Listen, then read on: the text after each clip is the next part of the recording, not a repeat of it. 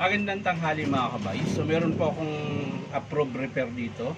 39496. So ang model nito mga kabay, DWE 6411. Finishing sander ng DeWalt. So ang papalitan mga kabay, ito yung in-estimate ko nung nakaraan. Platen. Tsaka yung kanyang field coil. Ayan po.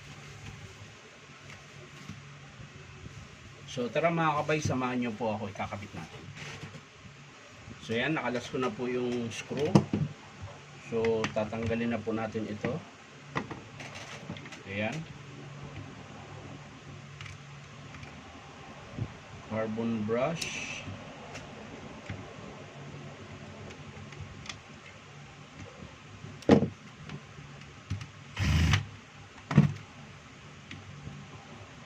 Tanggal lahat ito mga kabay pag nagpalit tayo ng field coil.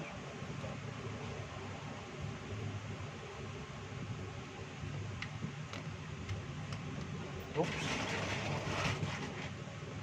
Hindi pa mawala yung cord clamp.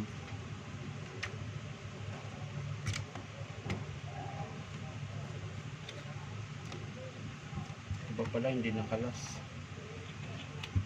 Yung kanyang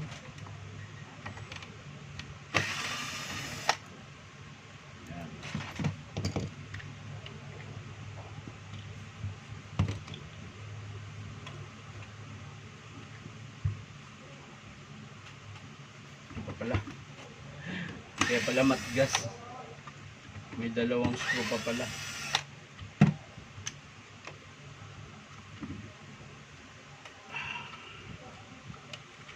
So yan mga kabay. Nakalas na po. Kailangan natin makalas yung sa field coil.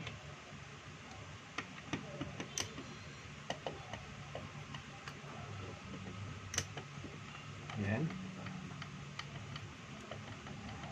So dalawang screw lang po yung kakalasin nyo dito sa field coil mga kabay.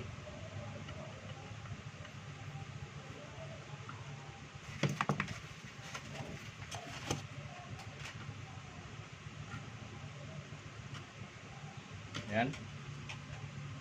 So iangat nyo lang yan mga kabay. Tapos lagay natin yung bagong field coil. Yan. Balik natin yung screw. Yan.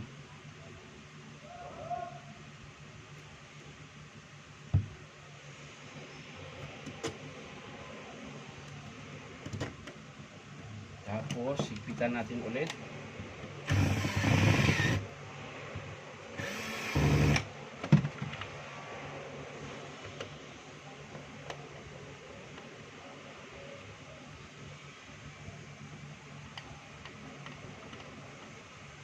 Yan, siguraduhin nyo mahigpit mga kabay para hindi siya alog-alog. Yan. So nakabit na natin yung bagong field coil. Ayan. So balik natin yung armature. Ayan. Susuksok mo lang yan mga kabay. Ayan.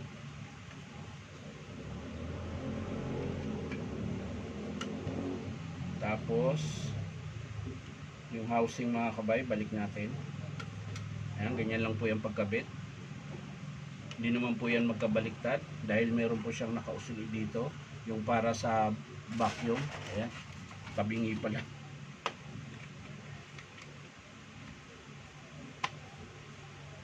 So ayan, syempre balik natin yung screw, kabilaan po yan.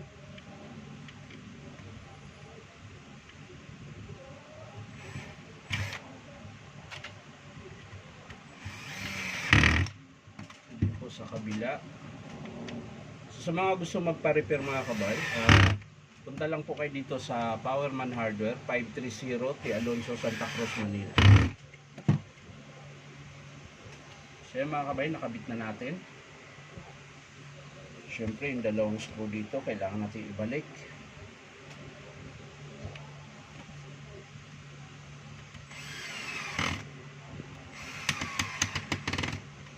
Yan, so ayos na. Ipitan lang natin maigi. Ayan. So sa pagkabit ng brush holder mga kabay, ayan, yung isang brush holder dito po, yung isa naman brush holder sa kabila. So apat na terminal yan mga kabay.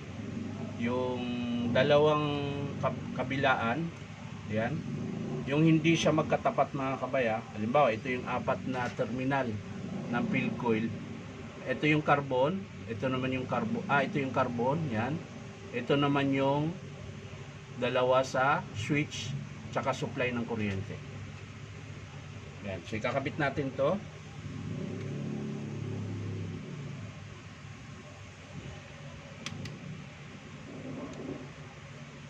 Yan.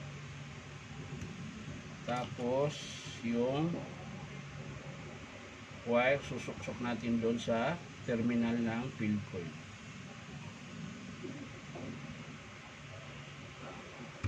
Yan. Sa kabila din mga kabay, ganun din.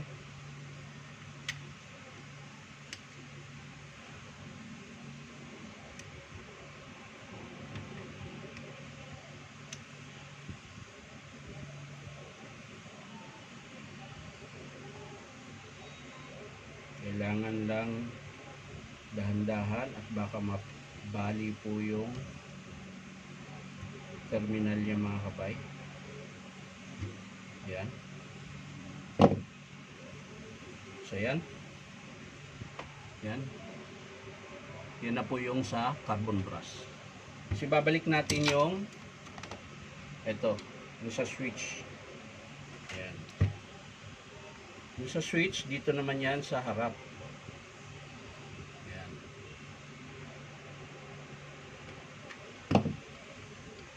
Ayan, kung mapapansin nyo, yun yung sa switch sa kabila. Ito naman yung sa supply sa kuryente.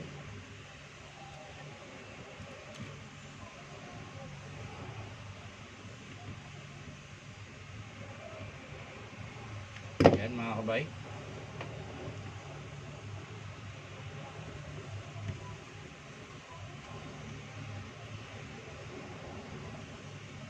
Ayusin lang natin yung wiring para hindi maipit.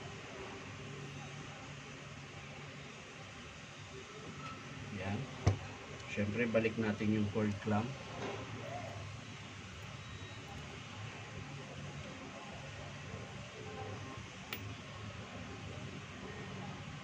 So ang susunod natin ikabit mga kabay, yung kanyang platen. Medyo may kahirapan magkabit niyan.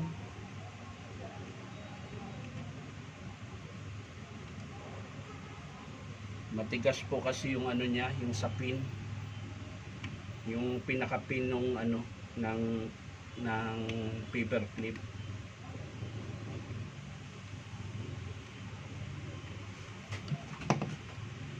Siyempre balik natin yung lock. Lock.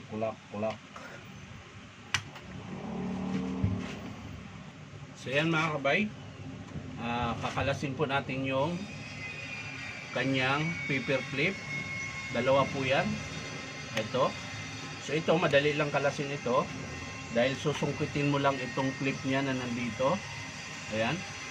Pag nasungkit mo na yan, katulad niyan, yan, tulak mo lang, pwede mo nang kunin. Ito. Yan. Tapos syempre kakalasin mo to dahil yun yung gagamitin mo doon sa bagong platen. Yan. So gamit ka lang ng flat screw na maliit para makuha ito. Yan, yan po yung clip niya. Dalawa po yan, magkabilaan.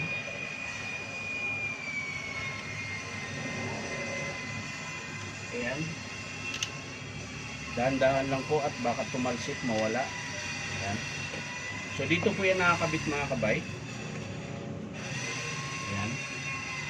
Kapag nilagay mo ito dito,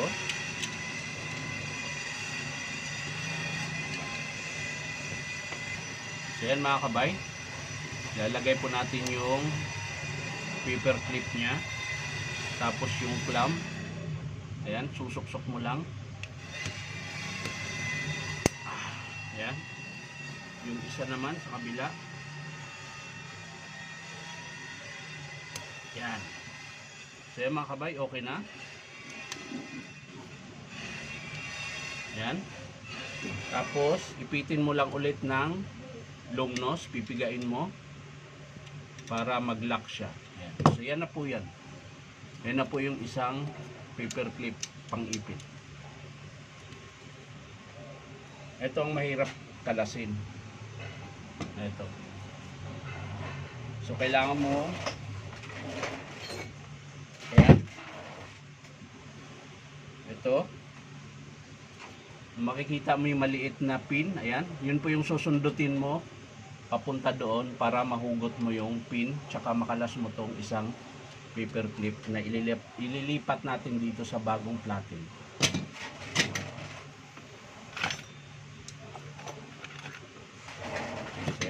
Hanap lang kayo ng medyo matulis, ayan, tulad nyan.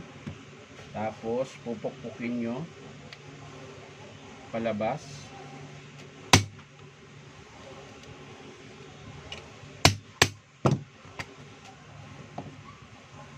Kulang pa. Ito.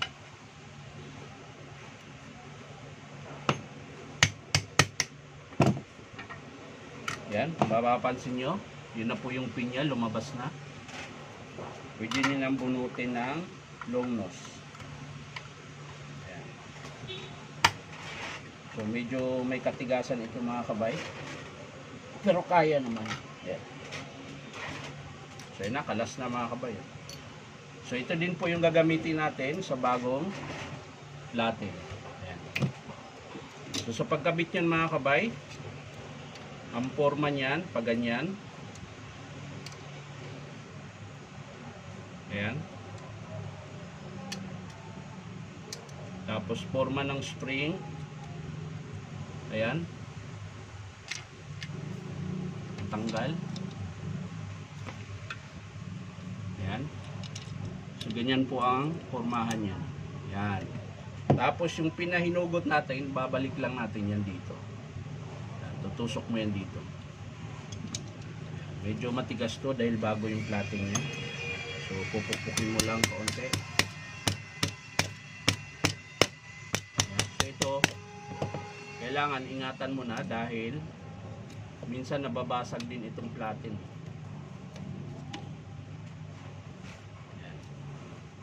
So kung kayang itulak sa daliri mo, ayan, tusok mo na yun para pumasok yung pin sa spring. Ayan. So dito na lang sa kabila, medyo didiin na natin. Hindi pa pumasok mga kabay.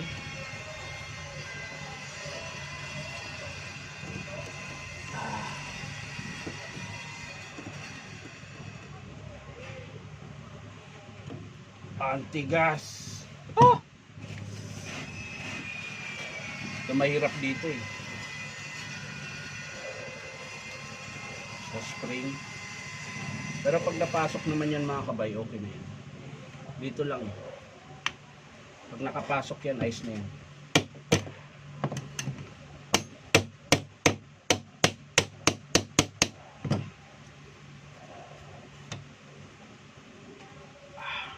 Tigas. So yan mga kabay, naipasok ko na po. So pupukpukin po natin ito pababa. Pero syempre, dahan-dahanin natin dahil baka mabasag yung platen. So alalay lang po.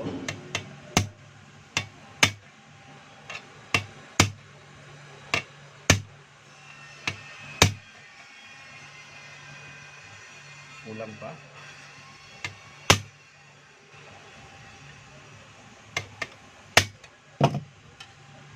So yan na mga kabay, naipasok na po. So ayos na. Yan. So dito lang ako natagalan. Mahirap magkabit nito. Medyo masakit sa kamay dahil wala po tayong pang-ipit. Talagang mano-mano lang.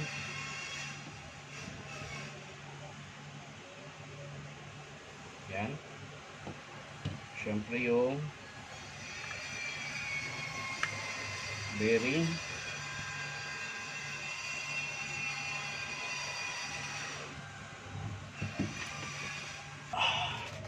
So yan mga kabay, naikabit ko na yung bearing. Ayan.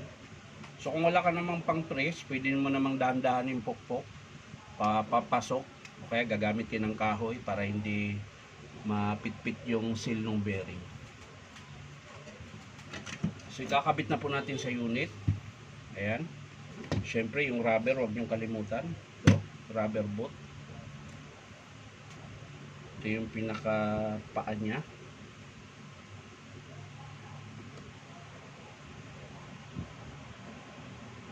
Hindi naman siya magkabaliktad mga kabay dahil hindi siya papasok pag baliktad. So yun po yung tsura niya. Tapos pag kinabit mo, yung may kuka na yan, dito po yung tatapat. So hindi siya magkabaliktad.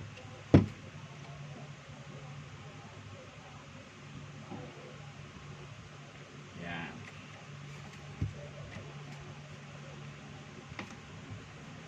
So yan, pantay na mga kabay.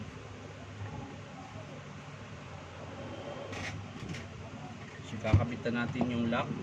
Ito po.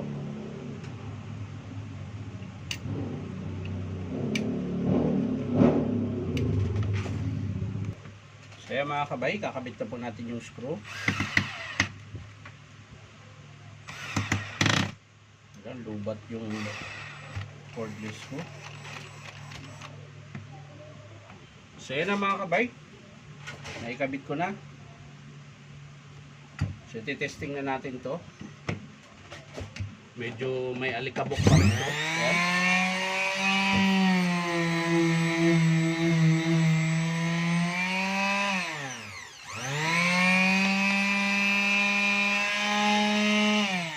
So wala na yung parang basag na tunog dahil napalitan na natin yung latin niya mga kabay.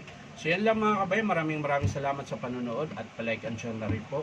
At syempre po, baka naman pwede makahingi sa inyo na isang subscribe dito po sa aking YouTube account na Inom Tabay. So ulitin ko mga kabay, ito yung pinalitan natin, field coil tsaka latin. Bye bye!